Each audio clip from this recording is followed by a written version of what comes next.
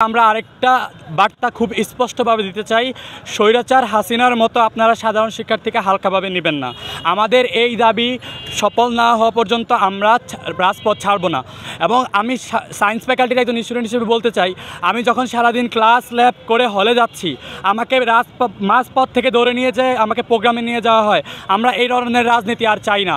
আমরা চাই না আমাদের রাজনীতি করে মধুকে রাজনীতি জাদুঘর বানাবেন, মধুকে অবিলম্বে জাদুঘর করা হোক। এবং আমরা কোনো ধরনের শিক্ষক দলীয়, আপনারা জানেন যে বৈষম্যবিরোধী আন্দোলনের সময় আমাদের সাধারণ শিক্ষার্থীরা শহীদ হয়েছে এবং আমরা শিক্ষকদের দিকে হতাশার মুখে তাকাতে হয়েছে। তারা আমাদের পাশে দাঁড়াতে পারেননি, তারা তাকিয়েছেন তাদের দলের দিকে। তাদের দল তাদেরকে যেটা বলেছে তারা সেটা করতে বাধ্য হয়েছেন। একটা শিক্ষার্থী, তার নিজের শিক্ষার্থী মরে যাচ্ছে, সে এটার বিরুদ্ধে দাঁড়াতে সে দলের দিকে তাকাতে হয়। আমরা এরকম লেজুর বৃত্তি, এরকম দখলদারিত্ব, এরকম দলীয় রাজনীতি চাই না। আমরা একটি সুস্থ শিক্ষার্থী বান্ধব গবেষণামূলক ক্যাম্পাস চাই।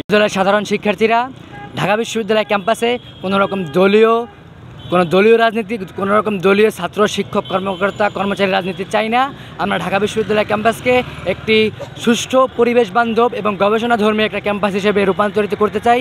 আমরা চাই ঢাকা বিশ্ববিদ্যালয়ের শিক্ষার্থীরা তারা সবসময় পড়াশোনায় মনোযোগ থাকুক, তারা রাজনীতি সচেতন হোক। আমরা চাই তারা রাজনীতি সচেতন হোক, কিন্তু সেটা হোক ডাকসুর মাধ্যমে, আমাদের ছাত্র সংসদের মাধ্যমে, আমাদের হল সংসদের মাধ্যমে। আমাদের কর্মসূচি খুবই স্পষ্ট। আমরা দুইটি দাবি দিয়েছি, যেটা হচ্ছে আমাদের 95% স্টুডেন্টের সবার মনের দাবি।